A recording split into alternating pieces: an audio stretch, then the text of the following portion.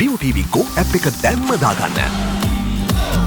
BOTV Go SLT BOTV TV බලන හොඳම විදිහ.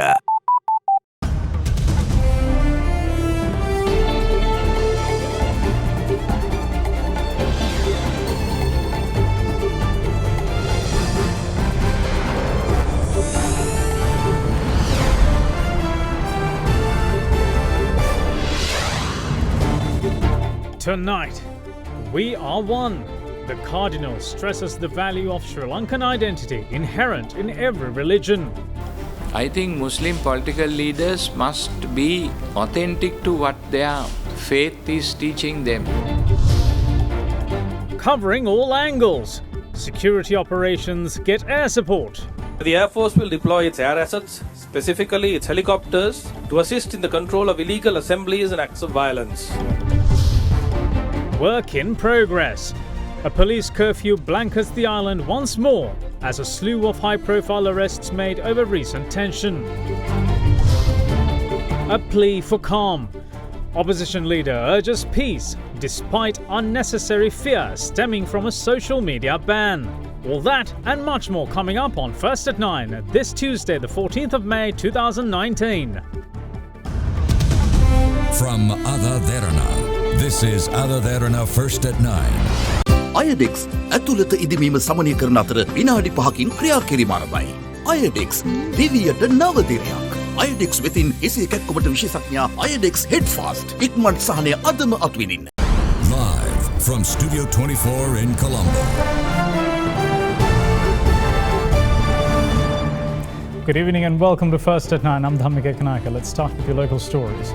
Now, the island-wide police curfew, which was lifted at 4 this morning, is now back in place. It came into effect moments ago at 9 p.m. and will come to an end at 4 tomorrow morning.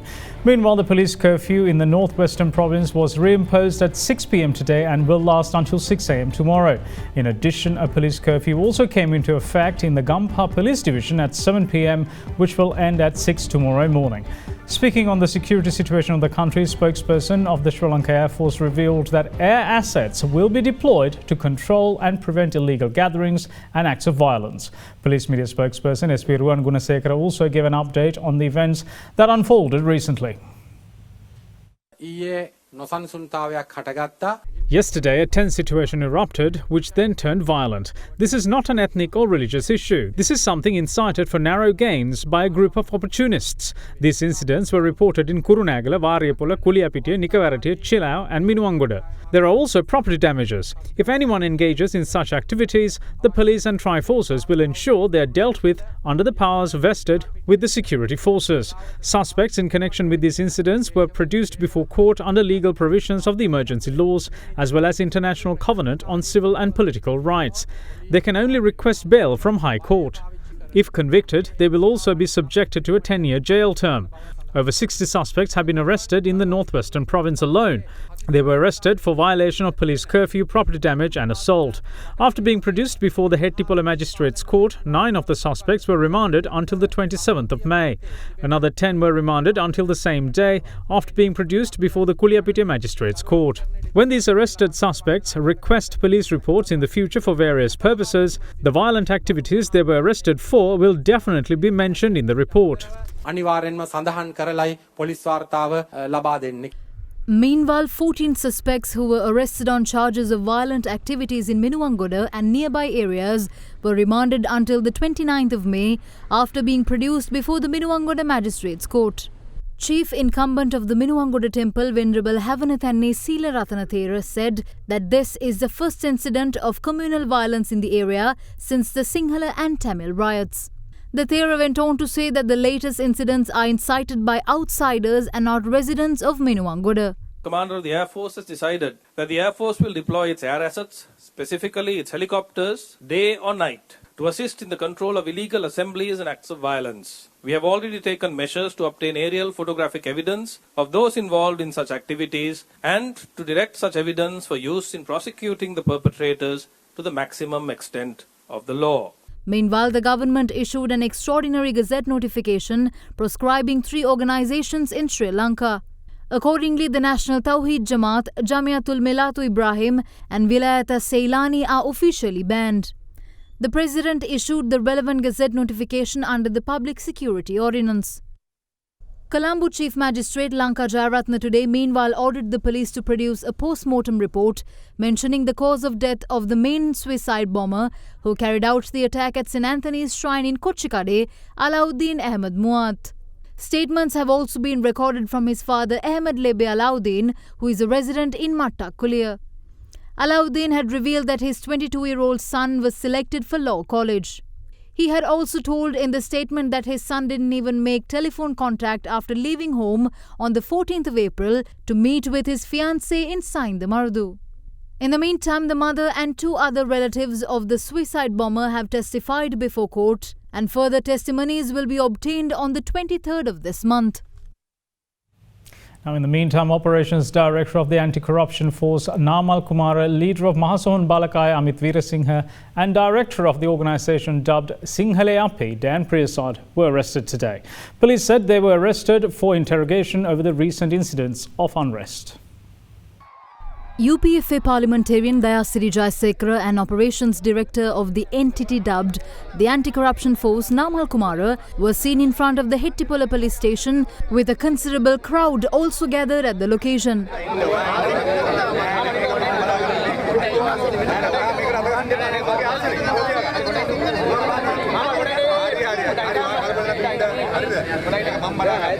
Namal Kumara arrived at the Varakapola police station this morning to file a complaint over a death threat.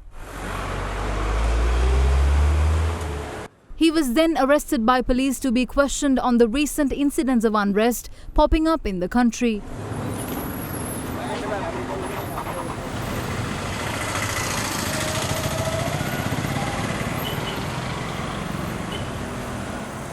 In the meantime, leader of Mahasohan Balakaya, Amit Veerasinghe too, was arrested by the Theldenia police for interrogation over recent incidents in several areas in the country. He was transferred to the Kirulapana police station this afternoon. In the meantime, director of the organisation dubbed Singhale Api, Dan Priyasad, was also arrested when he was summoned to give a statement to Colombo Crimes Division regarding the incidents which manifested island-wide recently. Deputy leader of Pivithuru Helaurume, Madhu Madhava Aravinda, today meanwhile clarified allegations levelled against him on social media for being present in the area of communal unrest in Minuwangoda. Speaking at a media briefing held in Colombo, he said that he got off his vehicle to inquire a policeman about the traffic congestion in Minuwangoda. Denying the allegations that he was involved in the clashes, Aravinda claims that he was recorded while returning to the vehicle after talking to the policeman. Prime Minister Ranil Wickremesinghe assures that the government will not be deterred by recent incidents of unrest. Following a visit to Kuliyapitiya and Panduwasnuwara, where tensions rose recently, the Premier called on the public to lend their support to the security forces in keeping peace. Prime Minister Ranil Wickremesinghe today engaged in an observational tour in several areas of the northwestern province where violence erupted yesterday and the day before. The Prime Minister initially arrived in the area of Panduwasnuwara along with a number of ministers including Akila Viraj Kariwasam and Rauf Hakim. Later, the Premier visited the area of Kuliyapitiya.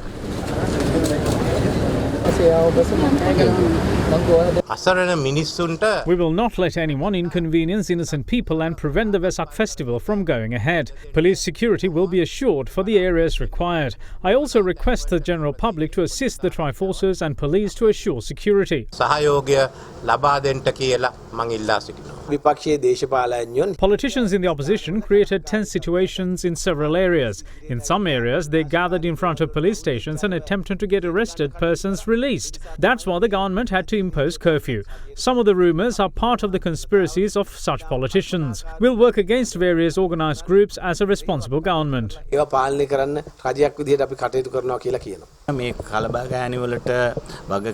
Persons who were responsible for these incidents were seen travelling in vehicles in the area, and video footage of such scenes were given to police. We decided to arrest all the people along with those vehicles. We also found that thugs from other areas arrived in vehicles and engaged in these disruptive activities. The district secretary was instructed to estimate damages done to properties in the area. Now, President Maithripala Sirisena, who is currently in China, held talks with his Chinese counterpart Xi Jinping today. The Chinese president had extended his country's assistance to counter terrorism in Sri Lanka. Meanwhile, earlier on Sunday, President Sirisena said he instructed all governors to convene provincial councils and discuss security measures of all provinces.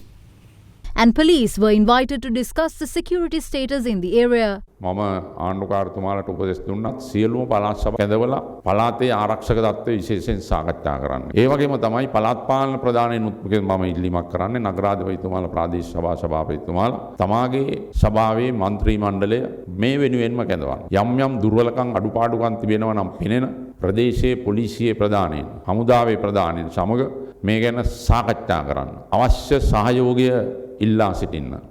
Meanwhile, President Sirisena, who is on an official visit to China, met with his Chinese counterpart Xi Jinping today at the president's house. President's media division said in a statement that the Chinese president assured all the assistance to curb terrorism from Sri Lanka and ensure national security. President's media division added that China has also agreed to grant 2.6 billion rupees for Sri Lanka's defence sector, while also donating 100 jeeps for the police worth 1.5 billion rupees. His Eminence, Archbishop of Colombo, Malcolm Cardinal Ranjith, identifies the current situation in Sri Lanka as a political crisis and calls on all citizens to work towards defeating selfish motives of politicians. Speaking at a media briefing today, the Archbishop also highlighted that Muslim political leaders must be authentic to their faith, adding political parties based on religion should be banned through the constitution. We must learn to build a new Sri Lanka where all these religions and races coexist and where we can exist in peace and harmony. So we should not allow selfish motives to disturb that peace. We hear that some of these groups are politically aligned groups of one group or the other. We ask all those political leaders to control their members, to ensure they don't take the law into their own hands. How much of Christian Catholic involvement in this crisis? What we see is it's a more political crisis. A political crisis where certain political parties and their agents, they run out of control and they go and attack unnecessarily these people. Archbishop, increasingly we see instances where the government Muslim ministers are coming under various allegations from society in general about aiding and abetting and possible involvement. Also, we find on the other hand that government ministers responsible for example, Muslim cultural affairs, giving greater to ludicrous answers when queried as to how swords in the numbers that they are being found are being discovered in mosques. Now, what if at all is a message that you can give to the Muslim political leaders, particularly the high profile? I think Muslim political leaders must be authentic to what their faith is teaching them. The core values of Islam. The core values of Islam, if we live that faithfully, then we cannot behave in a certain way. Problem that happens is that we use religion for our own selfish purposes. Many years ago, some powerful Christians came to see me and wanted to form a Christian political party. I told them to get out of my door. It is time that in Sri Lanka, we overcome that kind of mentality, considering religion as something that is private and that is to be worshipped by the people, consistency, and not to be mixed with politics. I feel that such political parties should be not allowed constitutionally. That's how it should be. So political parties should be Sri Lankan national political parties. And then any minority candidate should be able to come up from the political parties and become president or prime minister. But he or she must respect the religious nature of the country. ශ්‍රී ලංකාව බෞද්ධ රටක් නෙවෙයි කිය. කාදිනල්තුමා ඕනෑම අවස්ථාවක නිර්භයව ප්‍රසිද්ධියේ එතුමා කියන එක මේක සිංහල බෞද්ධ රටක්. එතුමා එහෙම කියද්දී ඉතින් අනිත් අය මේ හරක් වගේ කතා කරලා හරියන්නේ නැහැ. මේ රටේ බුද්ධ ආගම පැතිරිලා තියෙන එක අපිට තර්ජනයක් වෙන්නේ නැහැ. ඒක අපිට තර්ජනයක් කියලා හිතන්න හොඳත් නැහැ. ඒක අපිට ආශිර්වාදයක් විය හැකියි කියලා හිතුවොත් හොඳයි. එහෙම තමයි. එතකොට අපේ Opposition leader Mahinda Rajapaksa, meanwhile, says the temporary ban on social media has created unnecessary fear within society. The opposition leader requested the public to help maintain calm in the country. මේ මොහොතේ රජයක් වශයෙන් තම වගකීම පැහැර ඇති මොහොතක නීතිය අතට ගෙන කටයුතු කරන්න එපා කියන ඉල්ලීම මම කරනවා. ඉවසීමෙන් හා බුද්ධිමත්ව කටයුතු කරන්න. අසීරුවත් හැඟීම් පාලනය කරගන්න. අප්‍රේල් 21 වෙනි දින සිට මේ දක්වා මෙම අවාසනාවන්ත තත්ත්වය දැනුවත්කමින්ම තම වගකීම් ඉටු නොකළ වර්තමාන ආණ්ඩුවේ නායකයන් ඇතුළු එයට අනුබල දුන් සියලු දෙනාටම අනාගතයේදී දඬුවම් දීම අපගේ වගකීමක් ලෙස සලකා කටයුතු කරනවා. මේ ත්‍රස්ත ප්‍රහාර පිටුපස සිටින බලවේගයට උවමනා වී ඇත්තේ සිංහල දෙමළ මුස්ලිම් ජනතාව අතර ආරවුල් ඇති කිරීමයි. ඔවුන් ඒ සඳහා විවිධ උපක්‍රම ක්‍රියාවට නංවනවා. සමාජ මාධ්‍ය තහනම් කිරීම මගින් ජනතාව තුළ අනිසි බියක් හා සැකයක් මතුවී තිබෙනවා. එම නිසා මේ අවස්ථාවේදී සාමය ආරක්ෂා කරන මෙන් මා ඉතා ඕනෑකමින් නැවතත් ඔබ සියලු දෙනාගෙන් ඉල්ලා සිටිනවා. We've got more local news coming up on the other side of this short break. Stay tuned.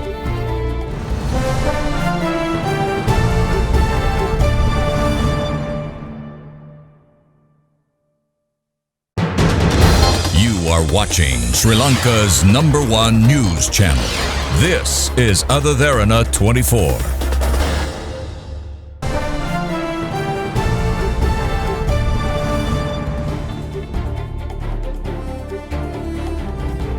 Now, 2 UN special advisors call on the government to ensure that communal violence which erupted in the northwestern province and other similar attacks in the past are fully investigated and those responsible for instigating or committing these violent acts are brought to justice and made accountable.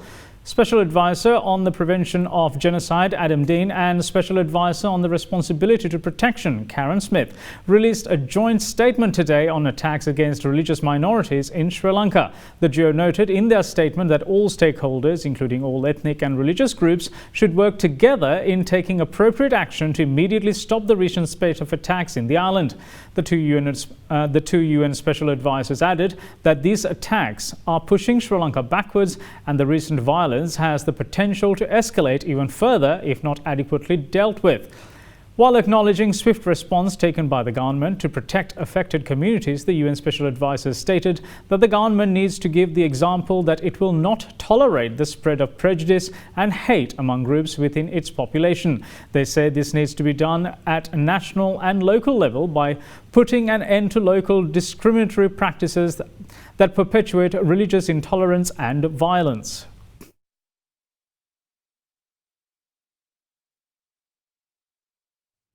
Now, India has decided to extend the ban on terrorist group, the LTT, for another 5 years.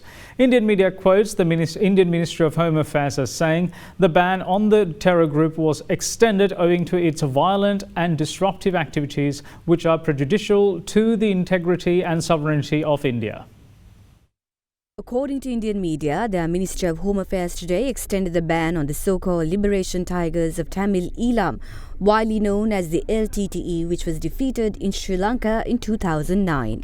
India has extended the ban due to LTTE's violent and disruptive activities that are prejudicial to the integrity and sovereignty of the country, and renewed its 2014 notification to declare it as an unlawful association for another 5 years.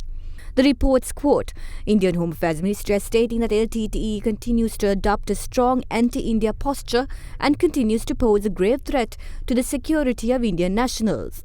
It also notes that diaspora continue to spread anti-India feelings amongst the Sri Lankan Tamils through articles in the internet portals by holding the government of India responsible for the defeat of the LTTE.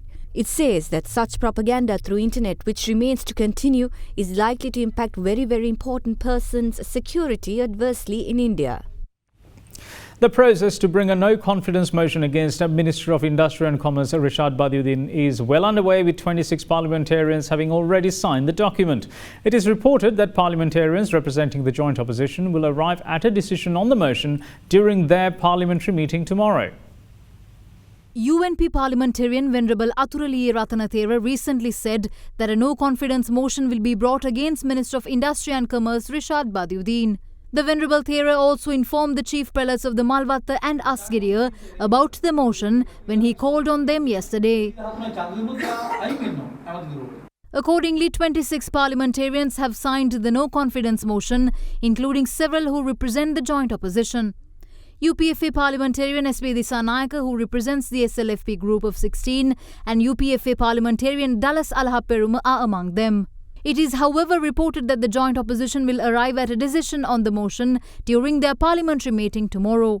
Responding to media, General Secretary of the Sri Lanka Freedom Party, MP Dayasiri Jayasekara, however, said that the party has not yet made a decision on the no-confidence motion.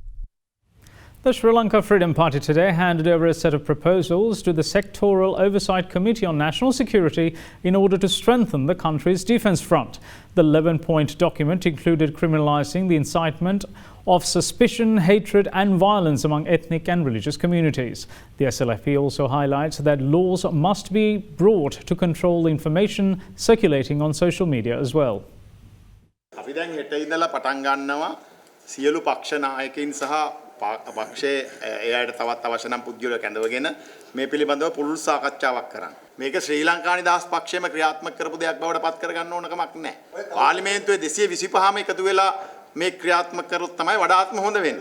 There is a move going on to appoint a special select committee regarding this act, and we will discuss all these issues very broadly and strengthen this. Sri Lanka, of course, we have seen communal hatred even in the past. What prevented you from taking this initiative before? You should ask that not only from me, from all the members of parliament and the parties which govern this country for last so many years. At least now we have to learn a lesson from this disaster, and we should move forward soon. So it is our view now that without any delay, let's move forward with the necessary legislation.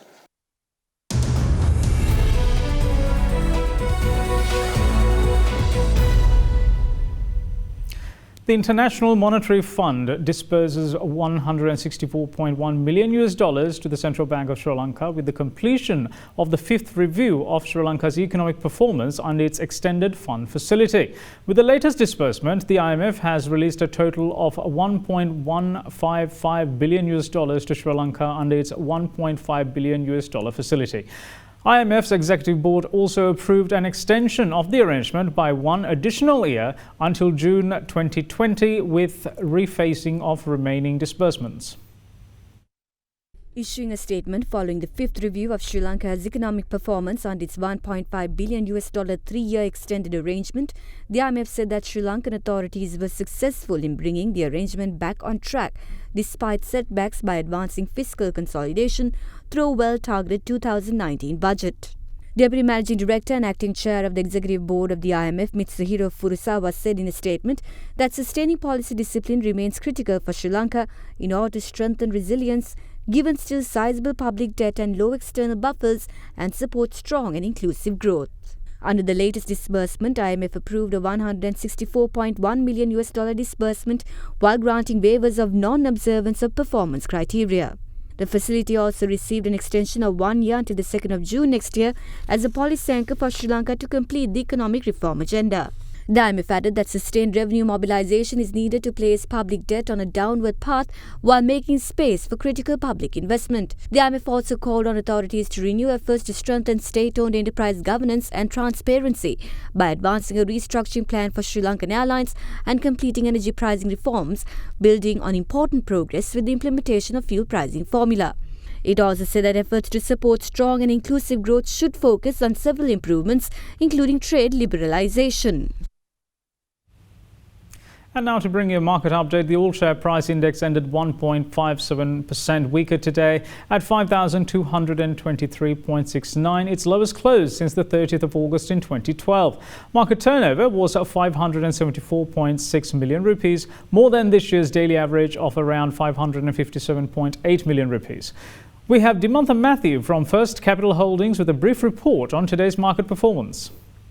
The stock market and the bond market both reacted negatively due to yesterday's situation with signs of worry. With the tense situation in the country, bond rates, yields actually moving up by about 10 basis points in the short to mid-tenor maturities. There was a bit of foreign selling in the mid-tenor maturities. In the equity market, of course, we saw the SPI diving down by a mammoth 83 points, continuously recording a new 7-year lows.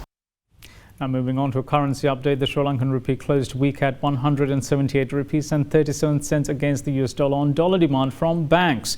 Analysts expect the rupee to weaken further due to money flows out of stocks and government securities.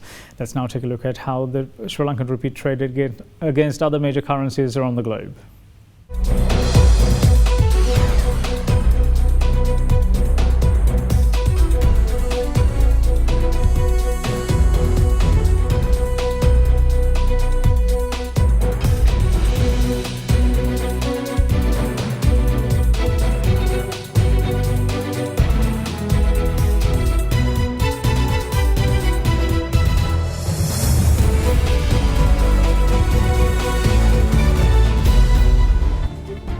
We'll take a look at international news on the other side of this break.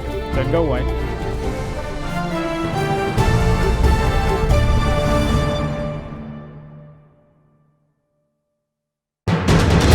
You are watching Sri Lanka's #1 news channel. This is AdaDerana 24.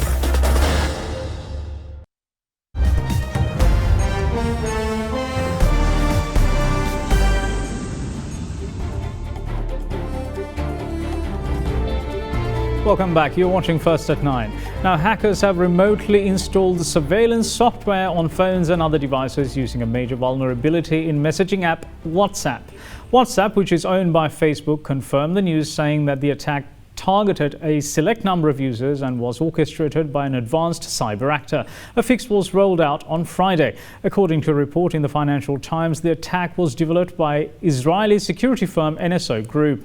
Yesterday, WhatsApp urged all of its 1.5 billion users to update their apps as an added precaution.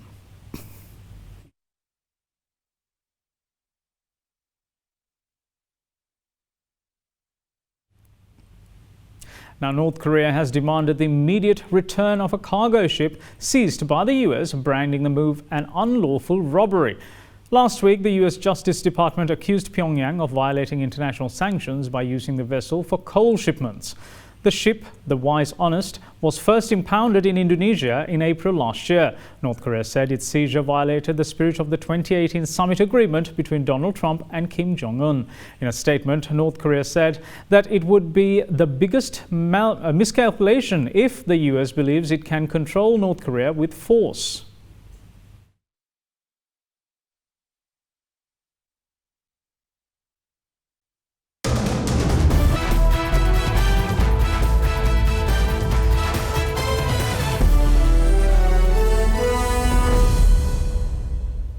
Now, former Sri Lankan cricket international Avishka Gunawardena resoundingly rejects the corruption charges levelled against him by the International Cricket Council, insisting that he will fight for justice. Addressing media yesterday over the charges relating to 2 breaches of the anti-corruption code, Gunawardena expressed displeasure over him being penalised. The above charges are that I have allegedly encouraged and not reported an incident. Based on their purported allegations, SLC has suspended my services and taken disciplinary actions without even an inquiry from me whether I'm guilty or not. I'm innocent of all these charges. It appears that the so-called charges are only based on an allegation made to the ICC by one single player whose own personal records speaks volumes of his integrity. This player, on more than one occasion, left out of tournaments and teams, mainly due to his lack of discipline and unsatisfactory fitness levels. When the ICC questioned me on this statement, I immediately gave them all assistance, providing access to my phones, bank statements, simply because I had nothing to hide. But here we are. I have been punished even before being found guilty. That's why I have decided to fight this and not to keep quiet. Now, in tennis, Jo-Wilfried Tsonga has had a tough time of late, and his fortunes did not get any better at the Italian Open. The Frenchman was ousted rather meekly in just 2 sets. With that, let's take a look at yesterday's results. 10th seed and home favourite Fabio Fognini swept aside former world #1 Jo-Wilfried Tsonga yesterday at the Italian Open in Rome. Tsonga was unable to trouble Fognini throughout the encounter as the Italian ran away with the match 6-3, 6-4. Meanwhile, Denis Shapovalov joined Fognini in the second round, seeing off the challenge of last year's quarter-finalist Pablo Carreño Busta. The Canadian won 6-3, 7-6 and will face a tough test next, going up against world #1 Novak Djokovic. Rafael Nadal also gets his tournament underway in the second round, and the Spaniard is feeling positive despite his relative struggles so far this season. I have been in 4 semi-finals in a row since Indian Wells. And that's it. That's tennis. The matches that I lost, I deserve to lose. Only one. My opinion, I deserve to win that I lost was against Kyrgios in Acapulco. The rest of the matches I lost, I deserve to lose.